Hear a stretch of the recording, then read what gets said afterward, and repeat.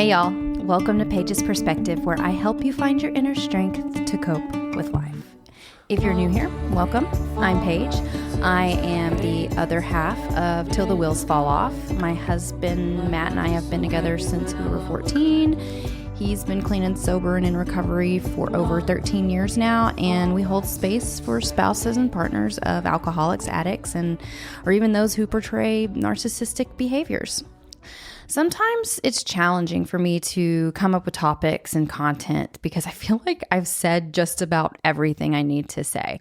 I know this isn't 100% accurate. I can always reframe things, but I feel that sometimes. But there's one thing that I haven't really gone back to, and that's my story. So Matt has literally shared his story at least, 100 times, not necessarily on the podcast, but other podcasts and even in his rehab facility where he goes to talk. I feel as though I've only shared my story maybe 5 times, because it's hard to go back there sometimes. And I don't like talking about myself. Okay, let's just be real. But also the spouse's perspective is not the same as the addicts. Addicts love to share their war stories. All right. You can listen to any podcast out there where they're sharing their stories. They like to share where they've been and how they got out. They like to share in their meetings. It's just not the same for us. And sure, some of us may like to share, our stories to help others and I'm going to get out of my comfort zone a bit to do this. And if it helps one person feel less alone in their situation, and honestly, I feel like it may be somewhat therapeutic for me as well. Let's go ahead and do it. When we first started this podcast, it was really to share some life skills we've learned over our lives. But it turned into something that we realized was much needed. There was one episode where Matt shared his story on his addiction and recovery and all the things. And guys, I've heard that story a million times. And anytime I listen to it or I hear it somewhere else, I actually fast forward because I'm like, all right, this was my life. I don't need to hear this again. And then after he did that, we decided, hey, let's do an episode on my story. And we did not know what that would turn into. We did not know that it was going to open up our podcast into something super personal and necessary. We didn't realize the impact my story would have on others and even the recovery world. So today I kind of want to go back there. I want to share my perspective as a spouse of an addict. And it's been years since I've done this, so let's see where it goes. And there may be some things that I don't touch on, so I'm going to summarize it as much as possible, but it's still, I think it's an important piece of what we do and our message. So let's go back to 2001. Matt and I met when we were 14 years old. All right. We were babies. It's kind of wild because our oldest is going to turn 14 in July. And when I think of that, I'm like, oh my gosh, she's at the age where I met my husband. Super wild. But we were freshmen in high school. We met through a mutual friend and we started talking on AOL Instant Messenger. Oh yeah, fun times, before we ever saw each other in person. So we were chatting and we decided to meet in person at school one day. And I remember being so nervous. I didn't even go up to him. I waited for him to come to me, but he never saw me. So we kind of did not meet when we were supposed to. And we decided to meet up the next morning instead. I think it was the next morning. I don't remember specifically. This was a very long time ago, 25 years ago. So yeah, stories can change over time. But I do remember that we talked and we wrote notes for about 3 weeks. In high school, we used to write notes and stuff. I have a lot of those notes. They are very cringy. I don't think I will ever pull those out again. I hope my kids never find them. They were bad. But we spoke for about 3 weeks. That's what we did before you started dating, right? You talked to somebody. And one day he asked me out. He asked me to be his girlfriend after a pep rally. And guys, he was so sweet, but he was also somewhat of a bad boy. He would be an in-building suspension a lot. He broke the rules. He didn't care about school. He barely graduated high school. He was a kid who liked to go out and tip over porta potties, and he played in a punk rock band with his friends, and just all the things just drew me to him. It was fun and he was exciting, but he was so sweet. He had this look in his eyes and he was just, I don't know, he was innocent, but he wasn't. I don't know. I was the girl next door. I was the president of the German club. I made great grades. I graduated in top 10% of my class. I was a major rule follower, super naive.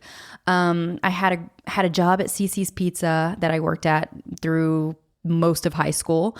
And I had a stable home life with rules. I would get in trouble if I got in trouble. I would get grounded. We had structure. My mom cooked a lot. My mom was there. It was very stable. And we had a really good time in high school. He included me in a lot of things. Like I went to their band practices all the time. I was the girlfriend who tagged along. Okay. I was with him because we enjoyed being with each other. We enjoyed hanging out with his friends. I enjoyed hanging out with his friends. Like we had a blast. We talked on the phone all the time. Like we were connected. It was fun. And his friends became my friends. I enjoyed it. But okay. There were plenty of red flags, right? But again, we were kids. His home life wasn't very stable at all. It got to a point where my parents didn't even allow me to go over to his house. But I really cared about him. We had a great relationship. We enjoyed talking and spending time together. And sometime towards the end of high school, I think, is when he started, dabbling in pills and smoking weed and drinking alcohol, and he was having a good time. But I wasn't around a lot for that because I worked in the evenings and on the weekends. So I wasn't really around during that time. But I really started to notice these things once we graduated. I didn't know anything about drugs and addiction, guys. Like I didn't know. Sure, my family drank, but pills and weed and drugs? No, like that wasn't a thing. I knew nothing about it except that, okay, drugs were bad. And you can look on the outside and think like, how the F did you stick around that? Why didn't you leave? On the inside, you minimize and normalize a lot of these things because, I thought he'd grow out of it. He was young. I thought he was young and just wanted to party a bit. What's the harm in that? Little did I know what it would mean for me down the line, but I'll get into that in a bit. So we graduate high school. We both move out together right after I turned 18. We were really young. I was kind of in a rebel stage and I wanted to be independent. So I got a decent job that made enough money for me to get by. I helped him pay rent and utilities and groceries and all those things. We did great for a while. We went through 3 apartments. We had 2 dogs. And then we moved to a college town for him to go to college while I was building a career in the insurance industry. And yeah, we partied a lot. We did. We were young. We partied way more. He partied way more than I did. I had to get up early and get to work every morning. So I had to reel it in pretty quickly.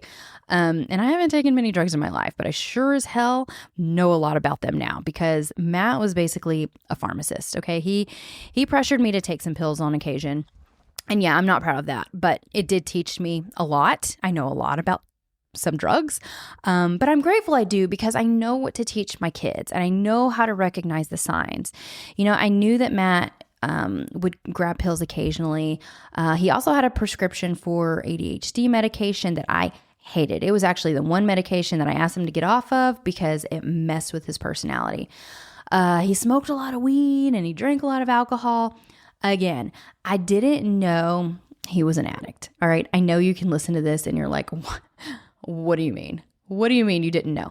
I didn't know he had a problem. I thought he was very good at what he did. Okay. He was very good at hiding.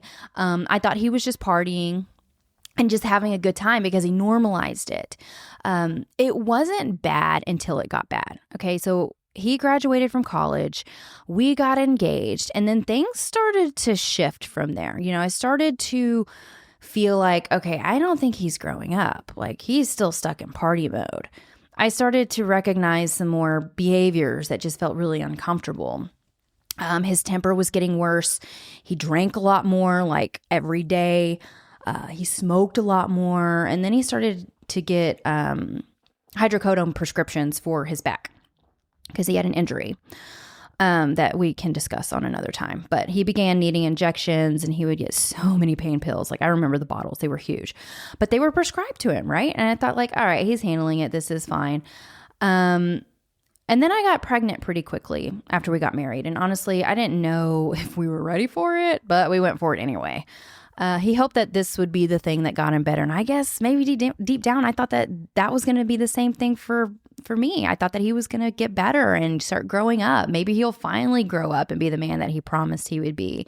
Maybe he would be present and be the super sweet guy that I met when we were kids. Maybe he would be that guy. Nah, y'all, it got worse. Our fights became a regular thing. He would leave the house at hours at a time. He became distant. He became mean. And I thought I had just married an asshole. I gained a shit ton of weight during my first pregnancy. It was bad. I was miserable. I began detaching a bit. I was excited, but I also felt very, very alone. Like I felt like I didn't have a partner. I didn't feel loved. I felt neglected. And I remember thinking like, wow, this is my life. How did we get here? Once I had our daughter, I struggled with depression, and it didn't feel like, I didn't feel like the best mom. I was just really struggling, and Matt was still like a child. Like he stayed up late. He played video games. He was doing whatever the hell he wanted to do. He would invite random people over. That made me super uncomfortable. He was spending so much money, and I didn't even know what he was spending it on. He was very, very good at lying and hiding. But that was the thing that really got to me and helped me open my eyes to not wanting to be in this marriage. It wasn't the addiction. It wasn't the fact that I didn't know what he was spending on necessarily, even though come to find out it was mainly drugs. But that didn't matter. The fact was that it was the behavior, is that he was spending money when we didn't have the money to spend. I worked really hard for my money. We wanted to buy a house. We had a child to take care of. We had car payments, grown up shit. But he would take money out all the time and lie to me about what he was spending it on. And that's the part that does a lot of damage to the spouse. It's the lies. It's the behaviors. As an addict, you may think, I'm just hurting myself. Lies don't hurt. They're not going to hurt anybody else. It's absolute bullshit. Lies are dangerous, especially when it's being done to the one person who is supposed to trust you. This is your marriage. This is your life partner, the one that you will spend more time with than anyone else within your life. And I didn't realize how these lies would impact me until many years later. So we'll get into that in a bit. But at this point, when our account kept draining, he was neglecting us, doing whatever he wanted to do, I began thinking and daydreaming about what it would be like to have my own place with my daughter. I could pay for it. I made great money at that point. I was always raised to be independent and work hard for things, and that's what I could do. I could do that if I wanted to. I knew I could do it. I just wasn't quite ready. But I began detaching naturally. I'd go to family functions without him. I'd leave him home to do whatever he wanted while I decided to live my life. I know a lot of people are afraid to leave if you have kids because you have to split time with someone. I know this is a real fear. This wasn't necessarily a fear of mine because I would have done whatever it took to make sure he didn't get much access to her. Does that sound mean? Sure. But it wasn't to punish him, all right? I'm not a punisher. I'm a self-protector, and I wanted my child to have a healthy relationship with their dad. If he couldn't provide that, I would do whatever it took to protect her. If that meant, supervised visits or none at all, so be it. It's my duty to protect her, not him. He was a grown adult making his own decisions, and natural consequences are a thing. But again, it wasn't to punish. It wouldn't have been to punish him. That's just not how I roll. Everything I do is either to protect myself or my children. If that means someone has to suffer some consequences, so be it. Anyway, it never got to that point. He ended up going on a Vegas trip for work, spent all of our money, and I was pretty pissed off. This was it. This was when I was going to have to put my money where my mouth was and make a change to leave, make a decision. But instead of completely losing my shit, he came out. He was honest with me for the first time in a really long time. He needed help. I was shocked. I was embarrassed. I felt like, wow, oh my gosh, were those people? How did this happen? I didn't want to believe it, honestly. Like I wanted to think, oh, he didn't have a problem. It was scary. I was like, okay, he can do it himself. But I said all that in my head mentally because I just did not want to accept the fact that he needed help. I know that sounds crazy, but we were young. I didn't want to have to go down that road, and I knew what that meant. But I picked him up from the airport, and we had the most honest conversation. It just felt right. It felt real. It felt like we could get through this. I felt like he was serious and will be able to make the changes needed to make sure, he gets better and becomes the man that he promised he'd be. He was ready, and I was along for the ride because I took him seriously. I knew him. I did, since I had been with him for a long period of time at this point. I knew the real him, and I knew his honesty, and I was going to give him a chance here. I know that there are a lot of addicts out there and alcoholics who will do this story and say this story over and over and over again, like, I'll be better, I'll be better, I'll be better, and they don't ever do anything. I've seen it. I know. But this was different. I felt it in my bones. I did not know that he was taking up to 50, 60 pills a day. This was hydrocodone or oxy or some type of painkiller, plus Adderall, plus whiskey, plus weed. When he went into treatment, he had pretty much everything in his system except for cocaine. He had opiates, marijuana, benzos, amphetamine, and alcohol. So when he went into treatment, he owed some people some money for drugs. So I had to leave our home and stay with my parents because I didn't feel safe there. I was afraid that somebody was going to come into my home and take our things. So I'm so grateful for having supportive parents. I didn't tell very many people what was going on, but those I did tell were very kind and supportive. His treatment facility wasn't too far away, so our daughter and I got to go see him every Sunday for a couple of hours. It was hard, but also I knew in my bones that this was necessary and a good thing. Like, I really tried to look at the bright side here. I began to see the guy I fell for. He was gaining weight. He had swagger. He had some more color coming into his skin. And I just remember seeing him thinking, that's the guy I know. I remember that guy. That's who I remember. And the family program was interesting. And honestly, I didn't comprehend a lot of it back then. I was 26 years old with a 9-month-old. My life was being completely turned upside down. I had a full-time job. I was willing to learn, but some of the things that they were teaching just felt a bit off. They kept saying that I was in denial and codependent and I needed to work on my things, all those, et cetera. And I know a lot of you have heard the same things, which, guys, I'm not against looking within and working on myself, but I knew in my bones that wasn't me. My reactions weren't the problem. My character defects weren't the problem. Like, I was living with a man that lied to me daily. I was innocent, and like any other human being, I trusted the person I was supposed to trust. So I did what they told me to do. I checked out Al-Anon, and work on like some coping skills. I actually started Al-Anon over the phone, and it was okay. I didn't feel like it was really for me at that time. I had to take care of our baby, and I was working, and I wanted to move on. So Matt was an inpatient for 30 days, and as soon as he got out, my daughter and I moved back home, and I wanted to get back to life.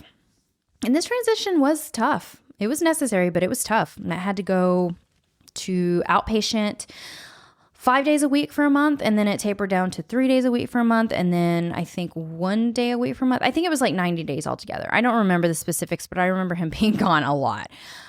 He went back to work a week after he got home from inpatient, and after work is when he would go to his outpatient for 3 hours. So it felt very similar to what I was dealing with when he was in active addiction, gone all the time, not an equal partner, putting himself and his needs first. And yeah, that was hard, but it was different because I knew that this needed to be done in order for him to be the partner I deserved and the dad our daughter deserved, which made it easier for me to process that a little bit in that time. And during his outpatient, I would go to their family program once a week for about 3 hours, and I met with other family members going through it. But it was just I couldn't connect with people. I couldn't click with them. I couldn't. It just didn't feel. It didn't feel like my space or my place. It was interesting. But another thing that made it like really easy, or made it easier for me, I'm not going to say made it easy, but it made it easier for me, is that we talked a lot. He included me in his recovery, and he told me what he was learning and what he was going through. And it was nice. I felt closer to him because that's what partners do. You talk, you're honest with each other, you open up, you're vulnerable. And many people ask me, like, how do you trust your partner again after all the lies? It doesn't happen overnight. You don't just choose to forgive and forget. Your body's not going to let you. I knew he was being honest by his actions. The account wasn't draining any longer. His behavior was shifting. He was being open and honest with me. If I had triggers, we would discuss them. If he had triggers, we would discuss them. We still had mutual respect for each other. Like he didn't cheat on me. He never blamed me. He wasn't degrading. He didn't weaponize vows.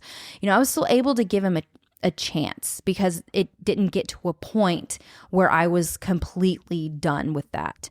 Now, that doesn't mean that I encourage everyone to give their partner a chance, right? Because sometimes it's okay to be done. Sometimes you can't trust again. Sometimes the damage is done, and that's okay.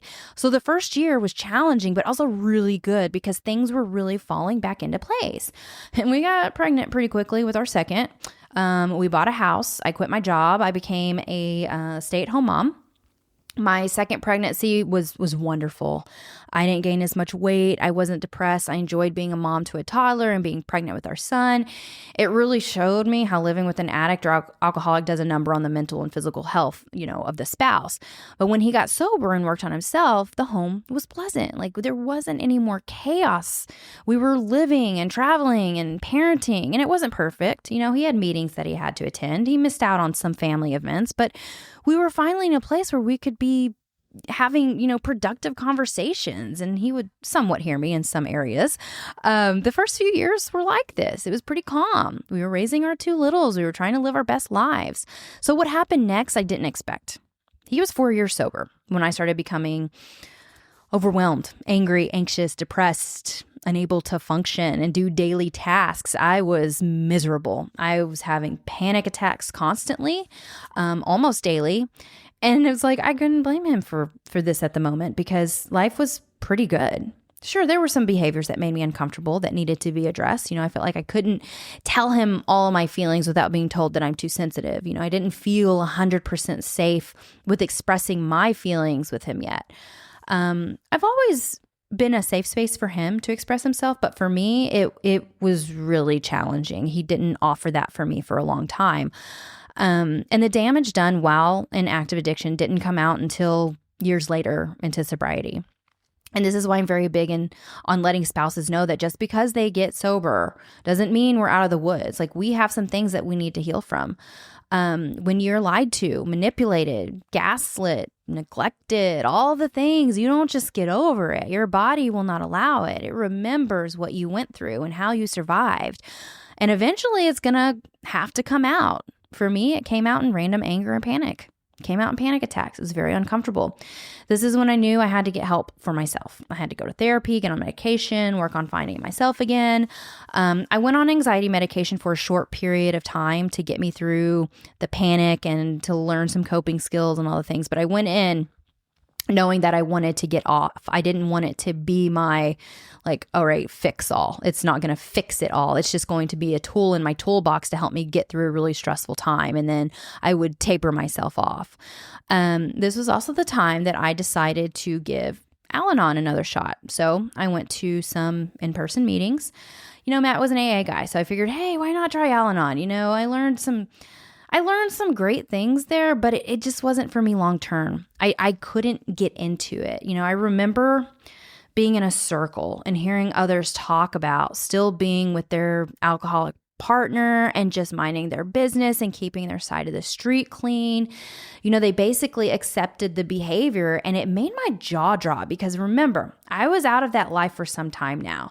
I knew both sides of this, and I knew there's no way I could have continued staying with Matt and accepting his behavior. I couldn't get down with the disease talk or the character defects parts, which yes, we can all work on things, okay? Some people may come here and they think that I don't have to work on things, or I claim that, and that is not true. I have never claimed that. I love digging into my cognitive distortions. It is my favorite thing to work on myself because it helps me shift my mindset, and it's something that I can actually control. But I don't think that it's 100% helpful to go through all that if you're still in the relationship where there is constant trauma still happening. There's a step-by-step process.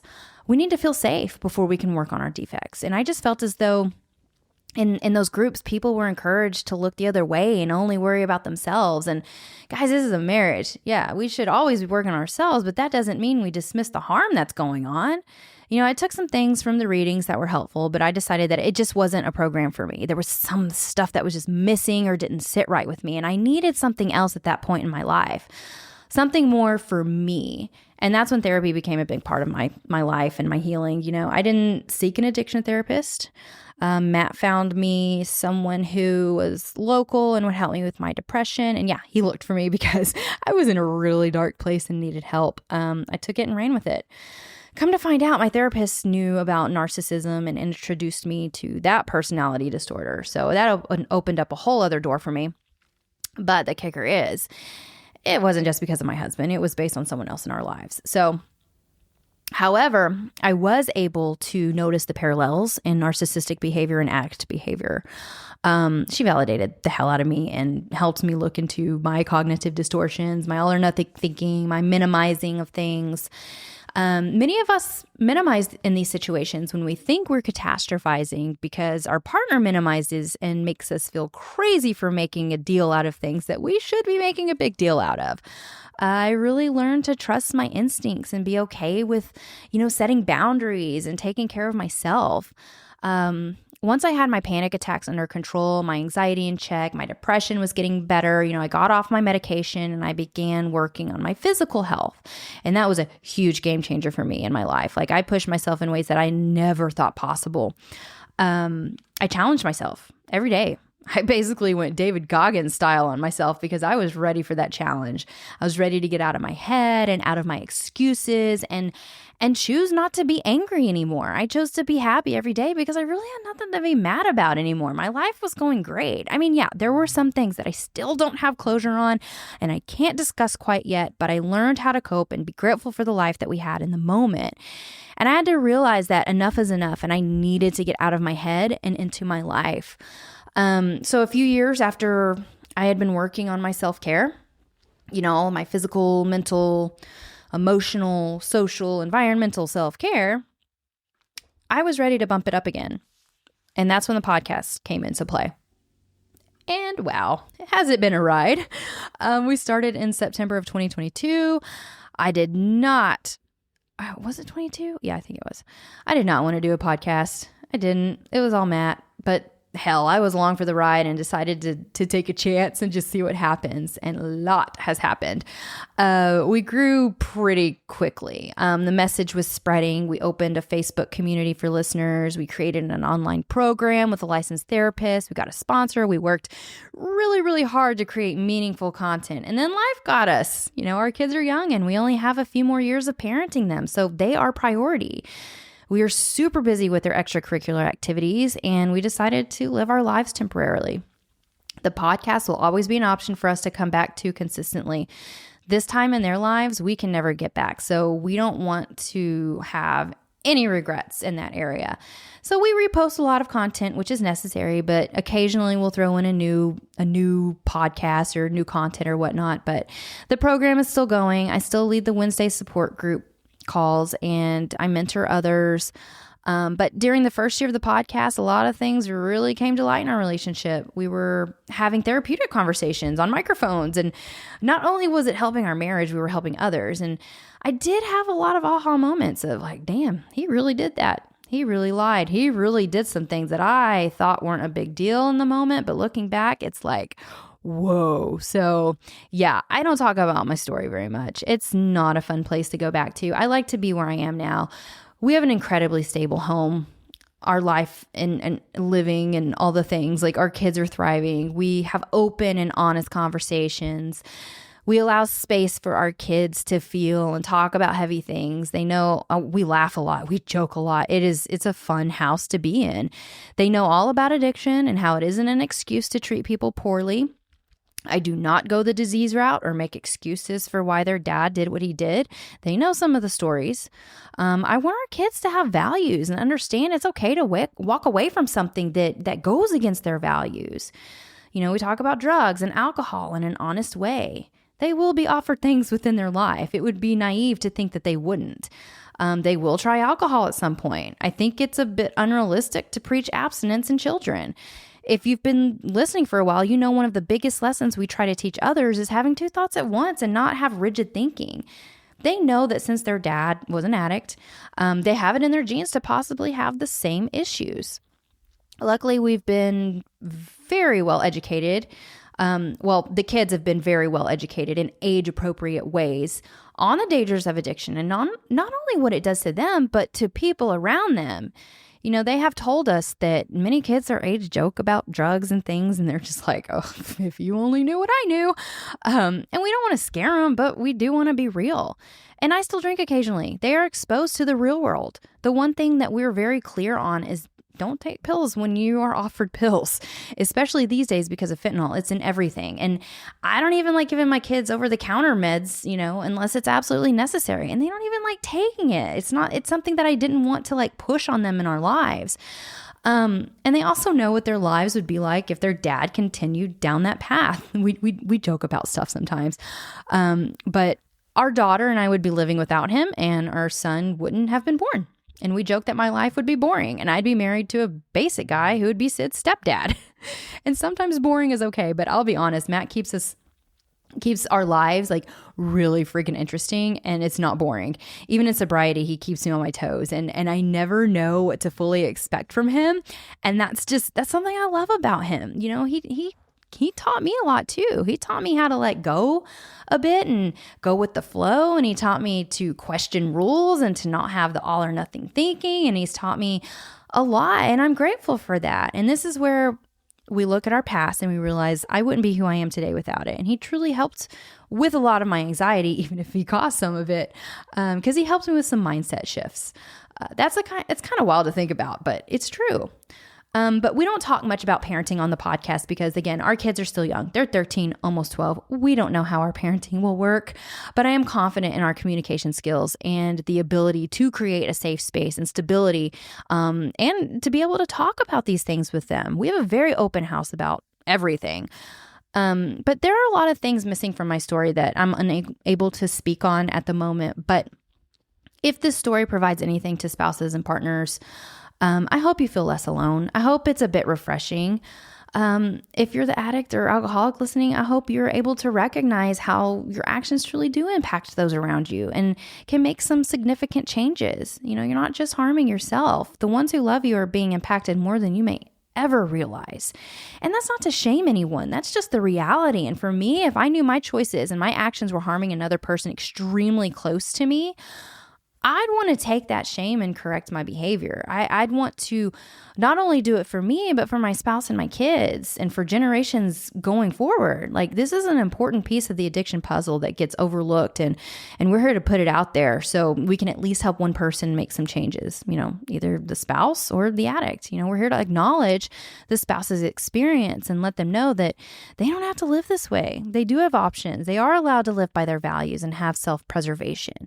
I was able to stick around because Matt did the work. He became honest. He rebuilt that trust. As someone who has seen both sides of this, I have a great outlook on what a healthy relationship looks like and what it doesn't. I help spouses and partners find their values, trust themselves again, and learn who they are with or without their partner. Because the lies do a number on a person. We lose ourselves and our ability to trust ourselves. And that's not something to be taken lightly, and we'll need to heal from that. That's why we built our program, Reclaiming You. It's a space to find support and build yourself up to live the life you want to live. We discuss boundaries, relationship dynamics, self-care, self-awareness, and so much more. It truly is a special place. And I've witnessed so many lives being changed by the process that we've created. So if you're interested, check out reclaiming-u.com for more info. So I hope this was somewhat helpful. I don't like talking about myself and what we've gone through too much, but I know my story is helpful.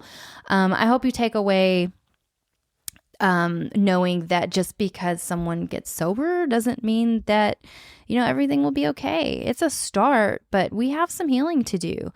And much of my personal development was reading self-help books and going to therapy and all those things. It had nothing to do with addiction or codependency. I think that just kind of mixes things up too much. We need to go back to the basics. Like I learned about narcissism and narcissistic abuse and trauma and self-care. These are the things that helped me the most. I had to go outside the box and find what really spoke to me. And once that happened, we were able to create our own program for spouses and partners. And it's different than anything else out there. And I truly believe in it because it's what helped me really get through some tough times. But again, there are some missing pieces in this story that will eventually be told. But for now, this is all I have, and I hope it's somewhat helpful. So anyway, that's all I have for this week. Until next time, I'm Paige.